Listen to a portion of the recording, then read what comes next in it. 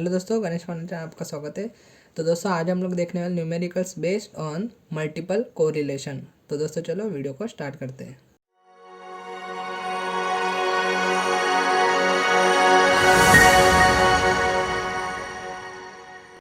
तो ये multiple correlation में फॉर्मूले दिए गए, 3 फॉर्मूले।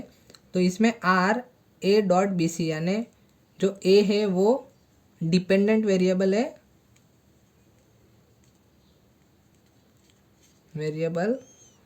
एंड जो बी एंड सी है वो इंडिपेंडेंट वेरिएबल है। तो ये आपको एमसीक्यू में पूछेंगे। इसमें बोलेंगे कि ए डिपेंडेंट वेरिएबल है and B and C independent variable है, तो मल्टीपल कोरिलेशन का कौन सा फॉर्मूला आएगा। तो आपको लिखना है R A dot B C, और यहाँ पे बी डिपेंडेंट है, A and C a independent है, यहाँ पे सी डिपेंडेंट है and A and be independent है। तो अभी हम लोग न्यूमेरिकल्स देखते हैं। Calculate multiple correlation of following data. तो ये डाटा दिया गया है 3 कॉलम में, ए बी एंड सी के। तो ये उनके वैल्यू दिए गए हैं। And calculate R A dot B C यानी R 1.23, A dot B C यानी 1.23 भी हम लोग उसको बोल सकते हैं। यानी पहले कॉलम को हम लोग कंसिडर करेंगे 1 यानी dependent variable, and second and third को इंडिपेंडेंट वेरिएबल कंसिडर करेंगे।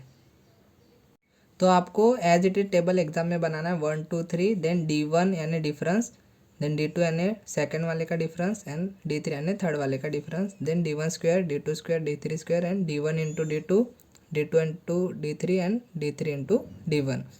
तो यहाँ पे एग्जाम में क्या दिया गया था, एग्जाम्पल में ए बी एंड सी, तो हम लोग ने यहाँ पे 1 2 एंड 3 कंसिडर किया है। तो अभी सबसे पहले हम लोग को D1 निकालना पड़ेगा। तो इसके लिए हम लोग को क्या चाहिए, D1 का फॉर्मूला क्या है, एक्स माइनस ए। तो यहाँ पे हम लोग को अज्यूम मीन नहीं लेना है, यहाँ पे हम लोग को ए यानी अरिथमेटिक मीन लेना है, और वो भी किसका, फर्स्ट वाले का सबसे पहले। तो फर्स्ट वाले का अरिथमेटिक मीन कैसे आएगा, यानी A1 कैसे आएगा, इधर इन सब का सम करेंगे और डिवाइड बाय कितने नंबर से, 1 2 3 4 5 6 करेंगे, तो हम लोग को मिलेगा अरिथमेटिक मीन। तो इसका अरिथमेटिक मीन आ रहा है 75, यानी इसका समेशन करके डिवाइड बाय 1 2 3 4 5 6 से डिवाइड करने के बाद, देन सेकेंड का भी D2 के लिए हम लोग को भी अरिथमेटिक मीन लगेगा। तो सिमिलरली करना है हम लोग को, अरिथमेटिक मीन ऑफ सेकेंड यानी 5 4 प्लस 4 प्लस 4 प्लस 6 प्लस 7, ये समेशन करके डिवाइड बाय 6 करना है, तो हम लोग को फाइनली आंसर मिलेगा 5। एंड थर्ड का भी अरिथमेटिक मीन निकालना है सिमिलरली, तो उसका आंसर आएगा 7। तो अभी D1 निकालेंगे सबसे पहले। तो D1 कैसे निकालेंगे, x माइनस A1।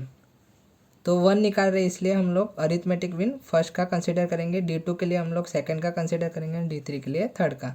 तो 1 का निकाल रहे इसलिए सब 1 का ही कंसिडर करेंगे। तो x माइनस A1, तो x क्या है 80 माइनस A1 कितना है 75, तो आंसर आएगा 5। देन 55 माइनस A1 कितना है 75, तो आंसर आएगा -20। देन ऐसे ही आगे आगे करते जाना है। तो -10 0 10 एंड 15। तो अभी D2 कैसे निकालेंगे, x माइनस A2। तो A2 क्या है हमारा 5। तो अभी सेकंड वाला निकालने इसलिए सेकंड वाला कॉलम कंसिडर करेंगे, D2 है ना इसलिए। तो अभी A2 कितना है यहाँ पे 5, तो 5 माइनस 5 कितना आएगा 0, देन 4 माइनस 5 कितना आएगा -1, देन आगे ऐसे ऐसे करते जाना है, -1 1 एंड 2। देन हम लोग को अभी D3 निकालना है, x माइनस A3। तो A3 कितना हमारा 7। तो थर्ड कॉलम कंसिडर करेंगे, तो 7 माइनस 7 कितना आएगा 0, देन 6 माइनस 7 -1, 5 माइनस 7 -2, देन ऐसे आगे आगे करते जाना है 0 2 एंड 1। तो अभी ये कॉलम में हम लोग को क्या करना है, D1 का स्क्वायर यानी D1 जो वैल्यू आए उनका स्क्वायर लेना है सबका। तो 5 का स्क्वायर 25, देन 20 का 400, देन -10 का 100, 0 का 0, देन 10 का 100, एंड 15 का 225। अभी D2 का स्क्वायर लेंगे हम लोग, 0 का 0 आएगा, देन -1 का 1, स्क्वायर हमेशा प्लस में ही आता है, देन -1 का 1 1 1 एंड 4। अभी D3 का स्क्वायर करेंगे, 0 का 0, देन -1 का 1, देन 4, देन 0 एंड 4 एंड 1। तो अभी हम लोग निकालेंगे D1 इंटू D2। तो D1 इंटू D2 यानी ये कॉलम को कंसिडर करेंगे, ये दो कॉलम को, जो 5 into 0 0, then -20 into -1, minus minus होगा plus, then 20 into 1 20, then 10 into 1 10 आएगा, माइनस माइनस प्लस, देन 0 का 0, देन 10, देन 15 इंटू 2 30। देन अभी D2 इंटू D3 करेंगे, तो ये दो कॉलम कंसिडर करेंगे D2 एंड D3 वाले, तो 0 ही आएगा यहाँ पे, देन माइनस माइनस प्लस, 1 1 ज़ा 1, देन 2 1 ज़ा 2, माइनस माइनस प्लस हो जाएगा, देन 0, देन 2 1 ज़ा 2 एंड 2 1 ज़ा 2, एंड फाइनली हम लोग D3 इंटू D1 निकालेंगे। D1 एंड D3 वाला कॉलम कंसिडर करेंगे, 5 into 0 0, then 20 into 1 20, minus minus plus हो जाएगा, देन 10 इंटू 2 कितना आएगा 20, माइनस माइनस प्लस हो जाएगा, 0 into 0 0, then 10 into 2 20, then 15 into 1 15 आ जाएगा। तो फाइनली हम लोग को अभी समेशन कर लेना है D1 स्क्वायर का, तो उसका समेशन आएगा 850, देन D2 स्क्वायर का आएगा समेशन 8, D3 स्क्वायर का आएगा summation 10, then summation of D1 into D2 का आएगा 70, summation of D2 into D3 का आएगा 7, एंड समेशन ऑफ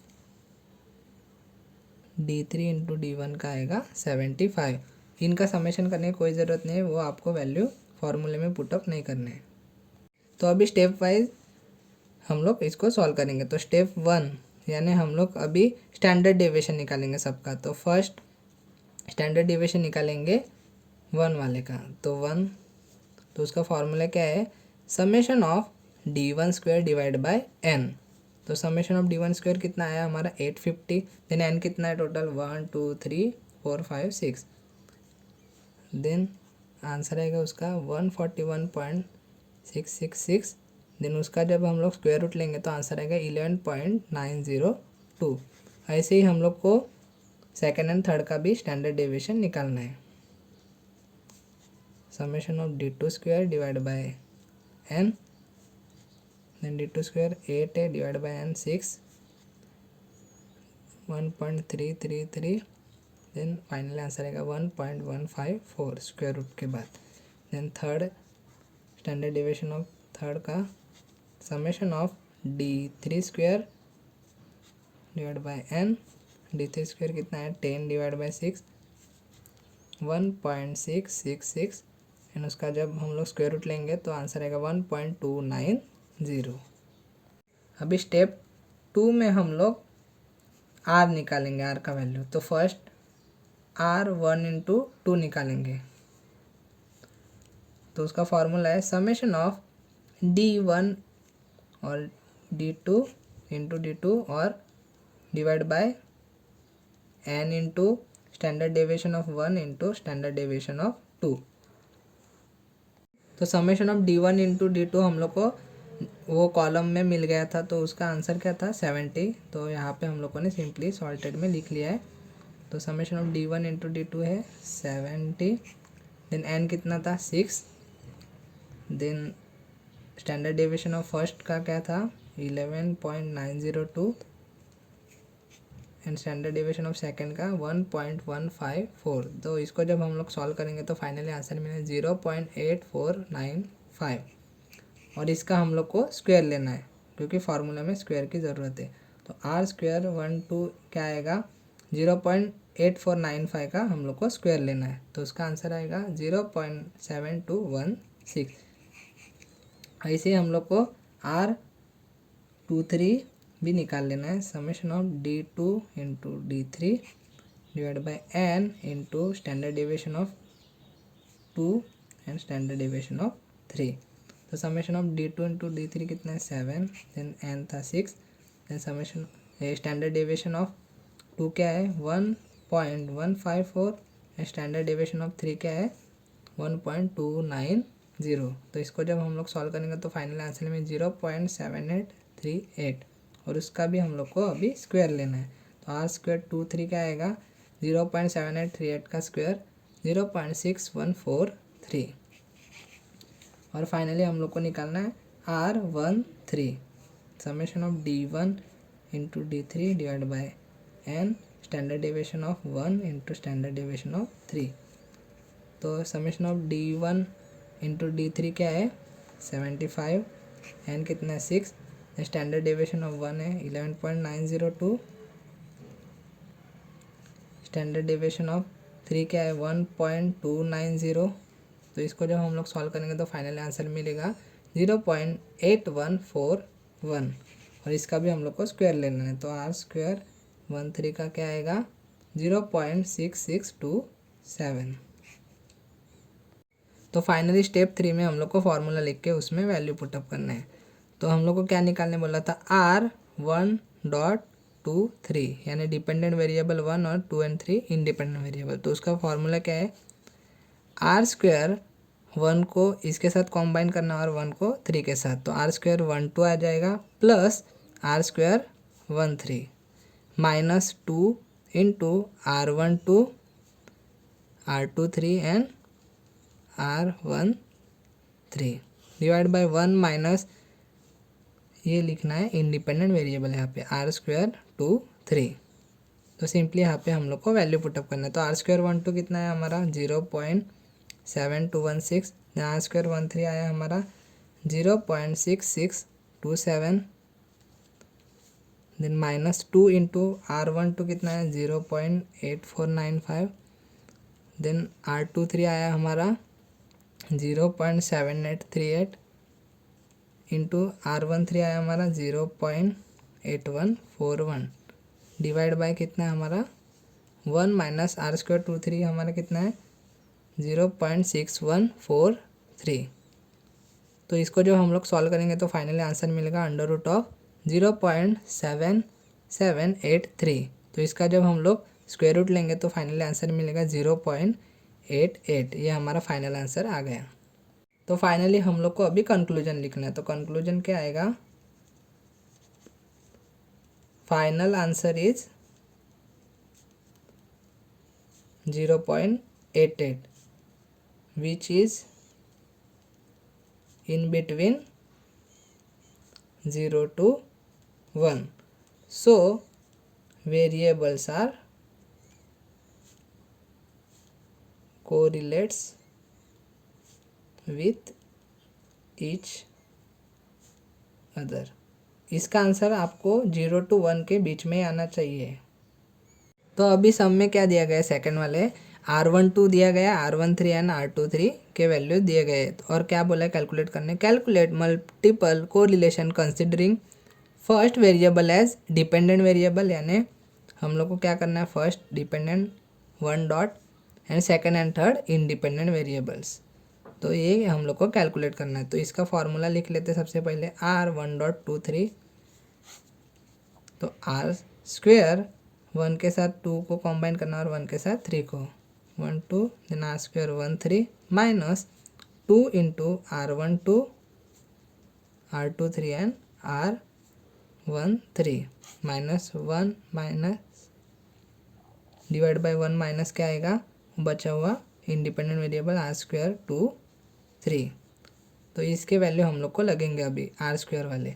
तो हम लोग को क्या दिया गया R12 कितना है 0.98, तो उसका हम लोग अभी स्क्वायर ले लेंगे। तो R² 12 क्या आएगा 0.9604 और R13 का स्क्वायर भी हम लोग को लेना है, उसका आंसर आएगा 0.1936 और R23 का भी स्क्वायर हम लोग को लेना है 0.54, यानी R² 23 का स्क्वायर आएगा 0.2916। तो अभी सिर्फ हम लोग को फार्मूला में वैल्यू पुटअप करनी है। तो R1.23, तो R² 12 क्या हमारा 0.9604 प्लस R² 13 हमारा 0.1936 माइनस 2 इंटू R12 कितना है 0.98, R23 है हमारा 0.54 एंड R13 हमारा 0.44 डिवाइड बाय 1 माइनस r²23 हमारा 0.2916। तो ये ब्रैकेट को हम लोग को सॉल्व करना है और ये ब्रैकेट को सेपरेटली सॉल्व करना है और फाइनली माइनस करना है। तो इसको जब हम लोग ये सब सॉल्व करेंगे तो आंसर मिलेगा 0.97163 एंड इसका जब हम लोग स्क्वायर रूट लेंगे तो आंसर में 0.98। तो r1.23 की वैल्यू आ गई। और फाइनली कंक्लूजन लिखना है, answer is in between 0 to 1, so variables are correlate with each other। तो आपको मल्टीपल कोरिलेशन को करके ही जाना है, क्योंकि पिछले साल एग्जाम में आया नहीं तो ये साल एग्जाम में आने के चांसेस बहुत ज़्यादा है। तो दोस्तों, अगर आपको वीडियो पसंद आया तो वीडियो को लाइक शेयर, चैनल को सब्सक्राइब जरूर करें।